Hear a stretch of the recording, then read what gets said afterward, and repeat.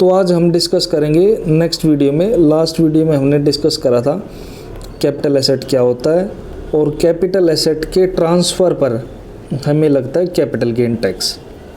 Capital asset को हम transfer करते हैं तो हमें लगेगा कैपिटल गेन टैक्स।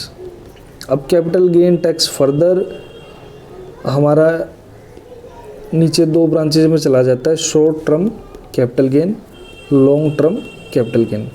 तो शॉर्ट टर्म और लॉन्ग टर्म क्या है, आज इस पर चर्चा करेंगे।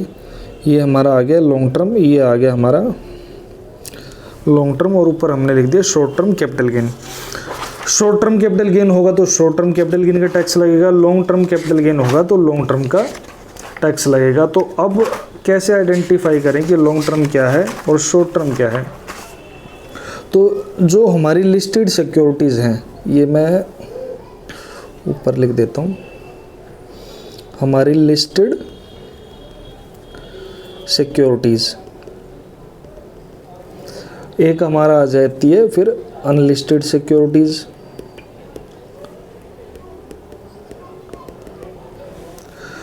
तीसरा अनलिस्टेड की ही कैटेगरी में हमारे पास है लैंड और बिल्डिंग। तो ये सब हमारे कैपिटल एसेट्स हैं जो ट्रांसफ़र हुए हैं और जिन पर कैपिटल गेन टैक्स लगेगा। हम आइडेंटिफाई करना चाह रहे हैं कि वो शॉर्ट टर्म लगेगा या लॉन्ग टर्म। और तीसरी कैटेगरी हम लिख लेते हैं अदर कैपिटल एसेट्स।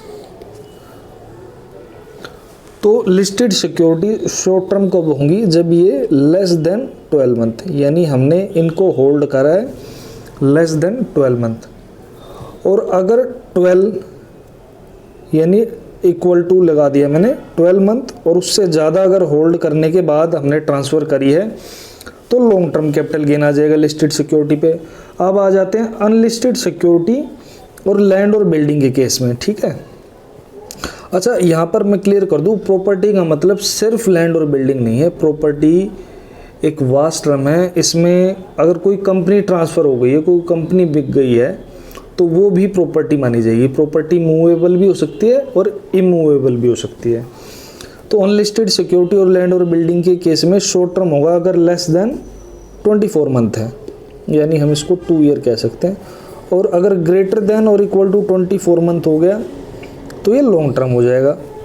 अब अदर कैपिटल एसेट्स आगे, इनके केस में हमारा जर्नल जो प्रोविज़न है वो होता है 36 मंथ का, और 36 मंथ या उससे ज़्यादा के लिए होल्ड हुआ है तो ये लॉन्ग टर्म हो जाएगा।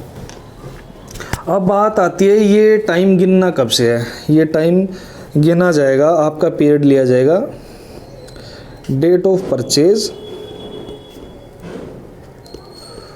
To date of transfer. अगर इस पीरियड को आप काउंट करोगे तो अगर ये पीरियड 12 मंथ से, इसके केस में 12 मंथ रहेगा, unlisted security land building case में 24 मंथ रहेगा, अदर कैपिटल एसेट्स के केस में ये रहेगा 36 मंथ।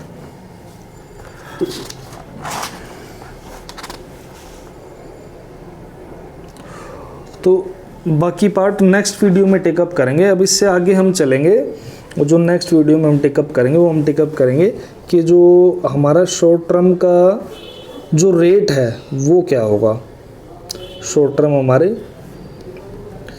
का क्या रेट होगा और लॉन्ग टर्म का हमारे पास क्या रेट आएगा और उसकी कैलकुलेशन कैसे होगी। इसमें एक बात मैं बता दूं, लॉन्ग टर्म के केस में जो कि अभी 2014 में तो वो प्रोविज़न अमेंड हो गया है, एक यहाँ पर हमारा केस आएगा इंडेक्सेशन का।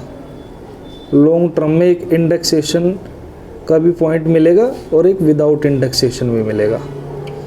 इंडेक्सेशन क्या है, इंडेक्सेशन सिंपली नथिंग, इन्फ्लेशन का इफ़ेक्ट ऐड करना होता है।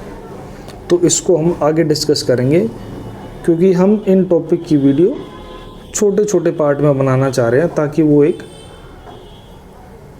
इंफॉर्मेटिव और इंटरेस्टिंग वीडियो रहे और एक क्लास ना बन जाए। Thank you.